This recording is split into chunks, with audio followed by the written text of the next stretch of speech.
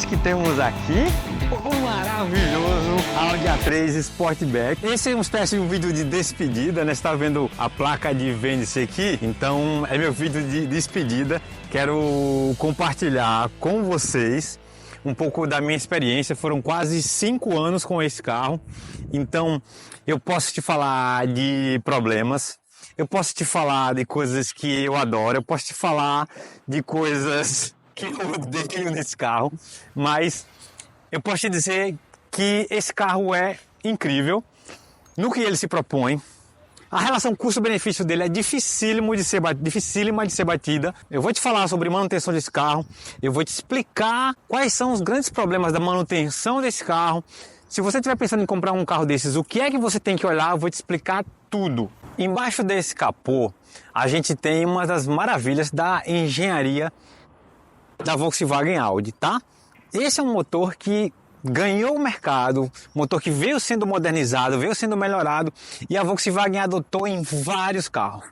Quando uma empresa adota o mesmo motor em vários carros, é sinal de que a coisa deu certo, que está dando retorno, não só financeiro, mas está dando retorno no desempenho que eles queriam, no feedback do consumidor que gosta do desempenho do carro. É um motor que tem força, entrega potência e não é um motor super beberrão. Então você tem um carro aqui que originalzinho já tem 200 cavalos, nessa versão aqui que é o motor A88 de primeira geração, tá? Já vem com 200 cavalos e aí a gente já tem aqui um bom torque, a gente já tem um 0 a 100 abaixo de 7 segundos nesse carro. A gente tem um carro com mais de 28 kg de torque. Isso é resposta rápida no acelerador e mesmo assim ele consegue fazer 8 km dentro da cidade tranquilamente. Se você tiver o pezinho leve, você vai conseguir fazer mais que isso, você vai fazer ali até 9 km, tá? Na estrada você faz 12, 13 se andar com o pé macio. Se encarcar o pé no acelerador, aí você já sabe. Cavalo que anda, cavalo que bebe, né? Quando você entende que esse motor de primeira geração ele é incrível, mas ele tem algumas limitações, ele é arretado, mas você precisa ficar atento a uma série de coisas. Aí você faz uma compra consciente, você adquire esse carro sabendo o que você precisa analisar para garantir que você está num carro que não vai te dar muita dor de cabeça, tá? Uma maravilha de dirigir, esse carro é delicioso para dirigir. É um dos melhores carros que eu já tive e eu vou confessar uma coisa aqui para vocês. Não conta pra ninguém, tá? Eu já fui fanboy da Volks e da Audi. Então, meus primeiros carros foram Paraty, depois eu tive Polo, depois eu tive Golf. A cabeça se abriu para usar a 888, para esses motores aqui, quando eu adquiri o Jetta Highline. O Jetta Highline tem um motor, o que eu adquiri já era o 88 de segunda geração, já era um pouquinho melhorado e já te desempenha um pouquinho a mais. Originalzinho, ele já tinha ali 211 cavalos, já original, tá? E o Jetta Highline oferecia muitos itens de conforto, um acabamento bacana, inclusive semelhante ao acabamento desse carro aqui, tá? Então quem fala que Volks tem acabamento péssimo, precisa conhecer alguns carros da Volks, Jetta Highline, Passat, né? E mais na frente eu consegui evoluir ainda mais e eu fui para um Golf GTI. Isso mesmo, Golf GTI 2016, que já tinha um monte de tecnologia, já tinha um monte de item de conforto, inclusive aquele sistema que freia o carro para você se você se distrair, se você ficar desatento em relação ao trânsito, ali onde para do trânsito, ele avisa para você frear. Se você não frear, ele para o carro para você. Por que eu estou contando desses carros? Porque com base nesses carros, eu posso te dizer, eu posso fazer um comparativo com esse aqui. E aí eu aproveito para contar a história de que eu precisei vender o Golf para fazer um investimento. Vendi o Golf GTI, fiz o meu investimento e fiquei pensando, e agora o que é que eu vou comprar?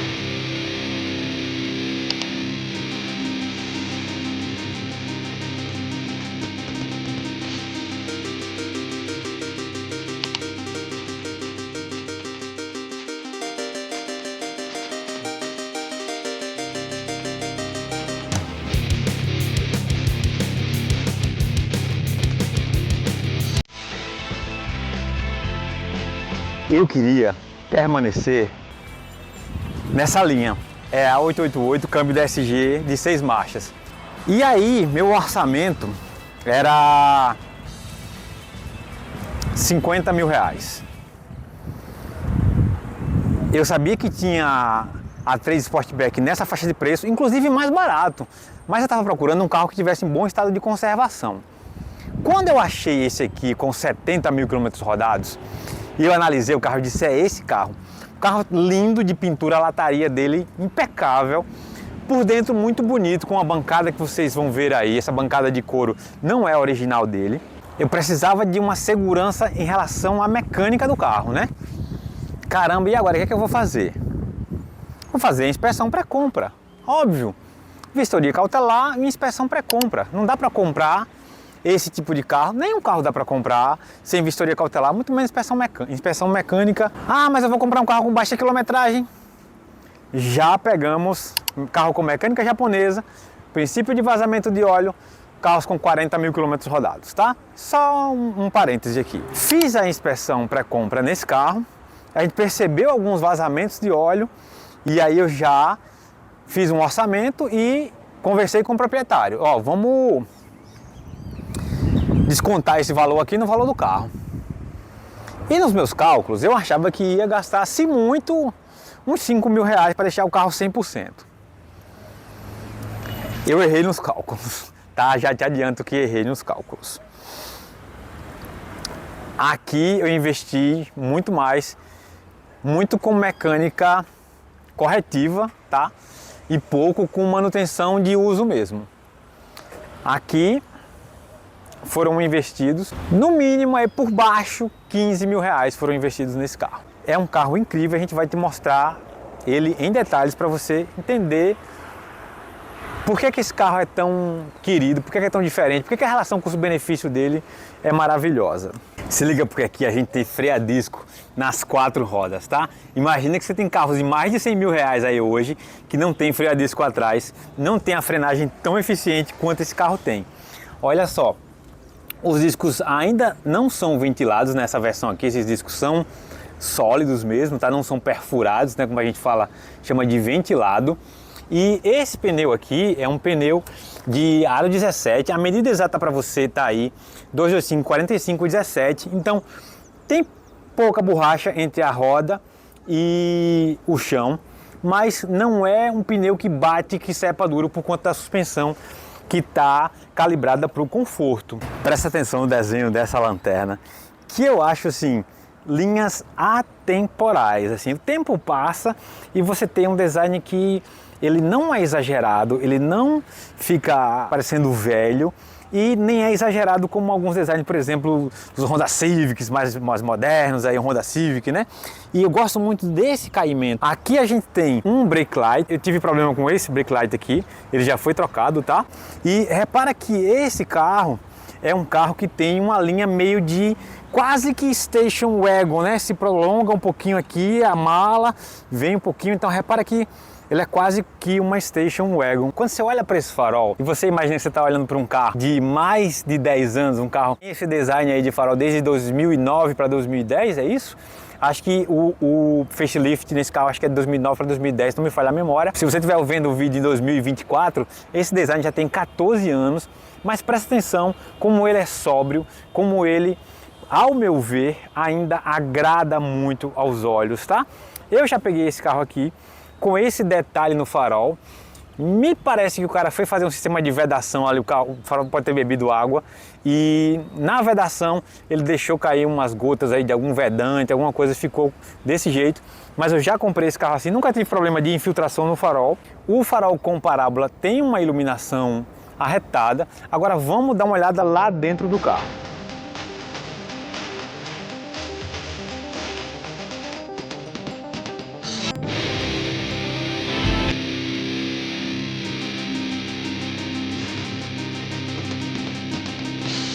Logo na entrada aqui você já percebe que o acabamento é diferenciado, tá? A alavanca já tem a maçaneta aqui em aço escovado, então você tem os botões são muito bem acabados aqui, tá? Repara que com 14 anos de uso, o desgaste aqui é mínimo. Esse é um carro que tem uma quilometragem mais baixa, eu vou te mostrar a quilometragem desse carro. Esses difusores de ar aqui são super simples de utilizar, são práticos, eu gosto muito deles.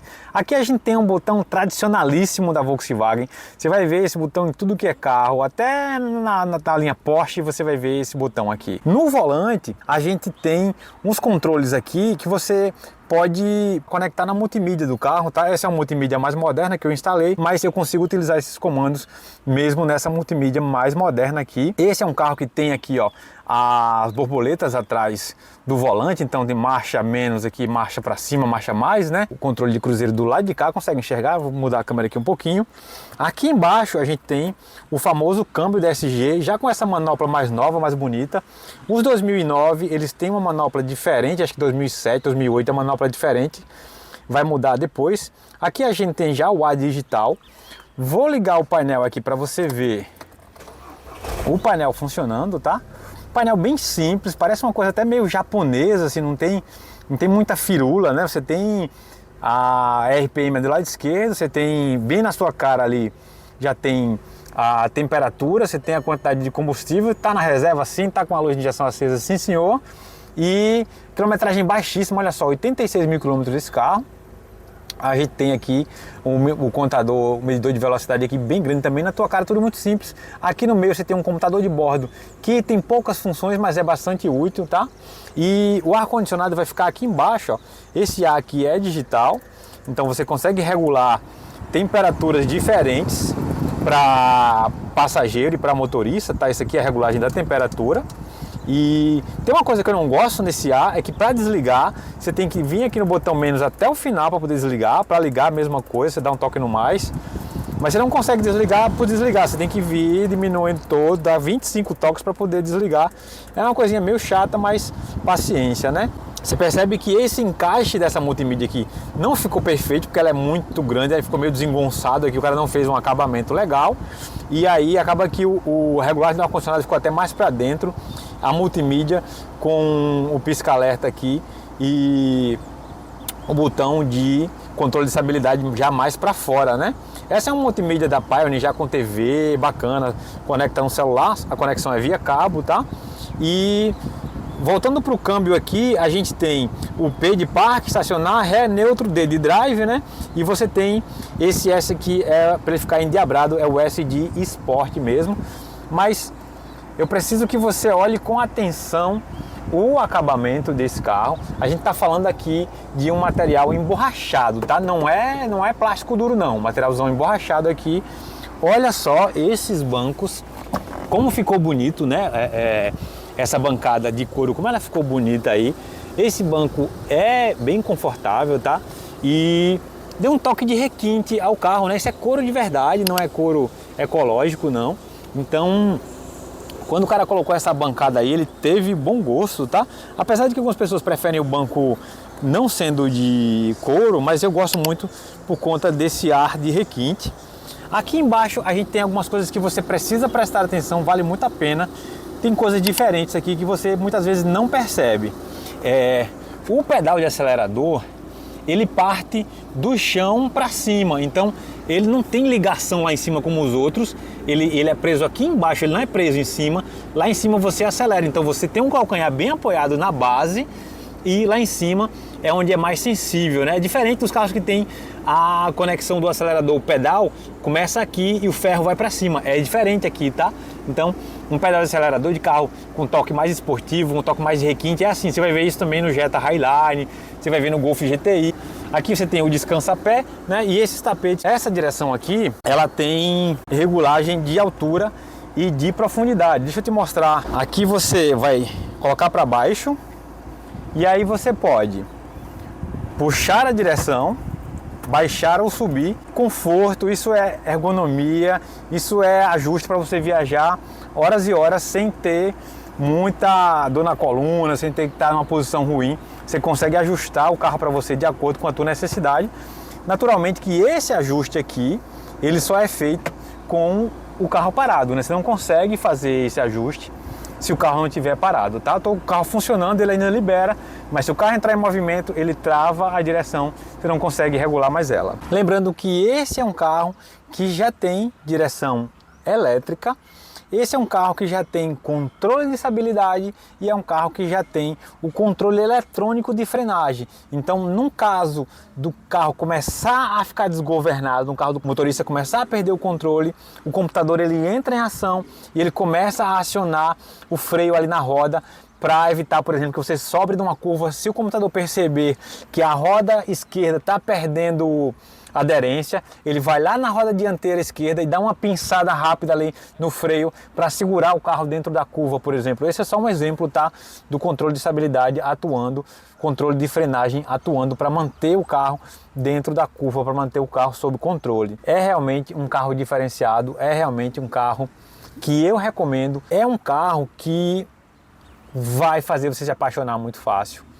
É um carro que impressiona quando você está guiando. O feeling de direção dele, apesar de não ser dos mais ariscos, não ser dos mais diretos, assim, esse volante não tem uma resposta tão rápida, por exemplo, quanto alguns Hondas até mais simples têm um feeling de direção muito bom. Esse volante aqui ele está regulado para o conforto. Essa direção elétrica ela conquista você pela maciez, pelo conforto, não pela resposta rápida, pela agilidade, entende?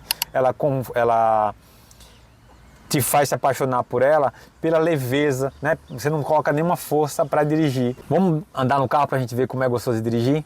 Vamos nessa, vamos conversando que eu vou te mostrar. Não é todo A3 Sportback que você vai ter o motor EA888 não, tá? De 2007 até 2009, final de 2009, começo de 2010, saíram os A3 Sportback com uma motorização A113, se não me falha a memória, que é uma motorização que não usa corrente, tá? Ainda é correia lá. A partir de 2010 eles já começaram a sair com um EA, o famoso 888, né? Esse facelift também saiu nessa mesma época. Perceba que alguns carros ainda tem um farol mais antigo, então 2009, 2008, 2007. Eu não gosto daquele farol, eu acho já mais antiquado, eu acho esse facelift caiu muito bem no carro, tá? E é um carro que tem essa mudança aí, dependendo do ano que você for escolher. E vou te falar, em relação a motores, EA113 e EA888 de primeira geração, o que eu pesquisei antes de comprar esse carro, nunca tive o motor EA113, então não posso falar por experiência de uso, tá? Eu posso te dizer do que eu pesquisei, é que o motor anterior era mais problemático e era mais difícil de resolver os problemas. Isso é verdade? Não posso te dizer 100% porque eu não vivi isso. Agora, você quer saber o que eu vivi com esse carro, o que eu vivi com o motor EA888 de primeira geração, aí você pode deixar a sua pergunta nos comentários, manda um direct pro Instagram, @carrocertopb, que aí sim eu vou responder as suas perguntas, eu vou te dizer como é que você pode lidar, né? Como é que pode vir a ser o seu dia a dia com esse motor EA888, que é incrível, assim, a resposta, sabe, rápida demais, turbina enche rapidinho, responde bem pra caramba.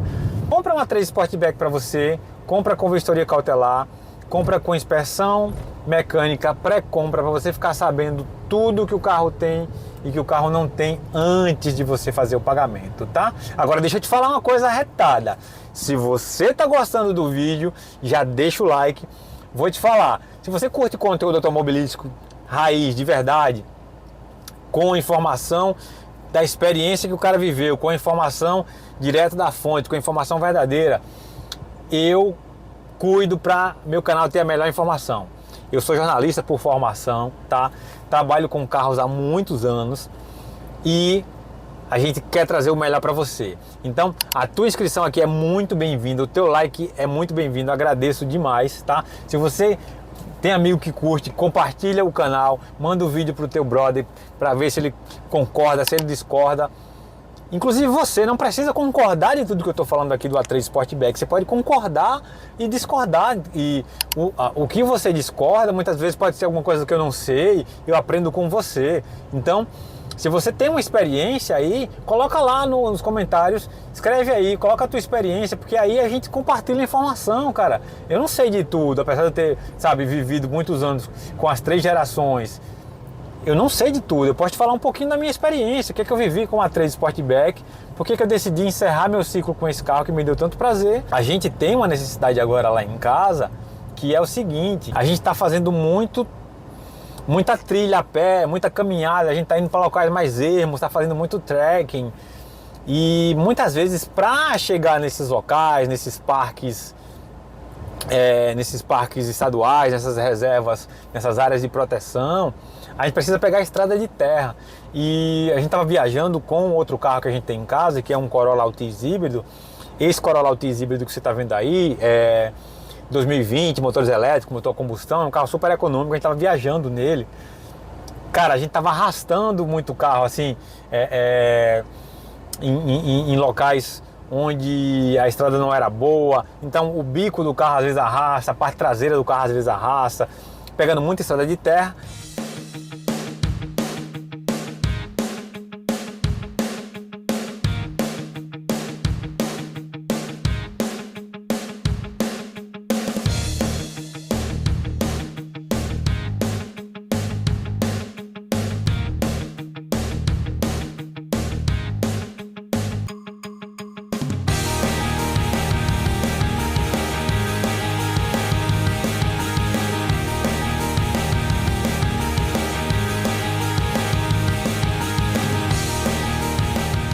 Eu fiz uma listinha das coisas que eu troquei nesse carro, das coisas que você precisa verificar quando você for comprar um carro desses.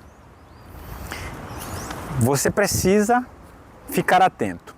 Primeira coisa, vai comprar o carro, corrente de comando e tensor, tá? Esse carro não tem essa versão de 2010, final de 2009, começo de 2010, para frente, ele já é um carro que não usa correia dentada. Aqui ele vai usar corrente. Essa corrente, ela tem um tensor que é problemático. O tensor que dá para a corrente a intensidade de tensão necessária para criar trabalho sem folga, originalmente tem um tensor problemático. Então, se o ex-dono não trocou, você vai ter que trocar imediatamente, sem pensar 2 vezes. Digo mais, se ele não trocou, a corrente já vai estar desgastada, além do que deveria estar desgastada. Você vai ter que trocar a corrente, vai ter que trocar o tensor e talvez tenha que trocar alguma coisa a mais, dependendo da quilometragem, tá? Comum aos é a 888. Se não queimou ainda, provavelmente vai queimar bobina, né? O pessoal, inclusive, quando troca, coloca umas bobinas mais fortes, coloca umas bobinas melhores, com mais durabilidade, tá? Tem as bobinas aí no mercado, você pode pesquisar. Não vou fazer propaganda de marca de bobina aqui não, mas você pesquisa depois. Também comum ao ZA888, bomba d'água desse carro dá problema em todas as gerações.